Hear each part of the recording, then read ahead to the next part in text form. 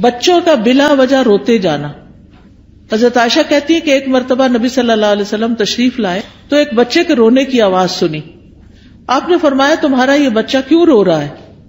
کیا تم نے اس کو نظر بد کا دم نہیں کیا؟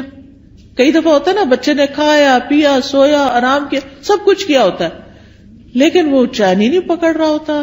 ماں بہلا بہلا کے آخر بازو کا دیکھا ہوگا ماں کو ایک دو لگاتی ہے اور بیڈ پہ ڈال دیتی ہے چلو رو لو پھر جتنا رونا ہے. حالانکہ وہ بیچارہ کسی تکلیف میں مبتلا ہوتا ہے. اس وقت اس پہ سورۃ فاتحہ پڑھ کے دم کرنا چاہیے کیونکہ وہ ڈسٹرب ہوتا ہے. بعض بچے ہائپر ایکٹیو ہوتے ہیں بے وجہ خواہ مخواہ میں ماں کو ٹیچرز کو سب کو تنگ کرتے رہتے ہیں. تو ایسے بچوں کا بھی علاج کرنا چاہیے صرف دوا سے نہیں بلکہ دم وغیرہ سے بھی. اسی طرح بعض بچے کمزور ہو جاتے ہیں یعنی بہت سوکھے اور بالکل ان کی ہیلتھ اچھی نہیں ہوتی.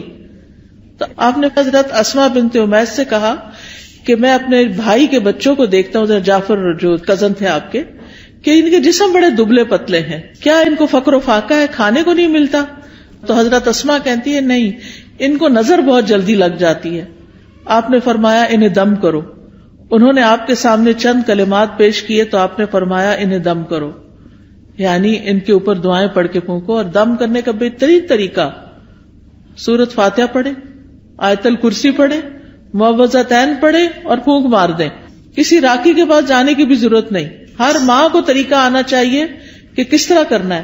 نبی صلی اللہ علیہ وسلم ہر روز رات کو سوتے وقت اپنے ہاتھوں پر قل هو اللہ قل اعوذ برب الفلق قل اعوذ برب الناس 3 دفعہ پڑھ کے اپنے چہرے اپنے سر اپنے سارے جسم پر جہاں جہاں ہاتھ پہنچتا تھا آپ پڑھ کے خود اپنے آپ کو دم کر لیتے.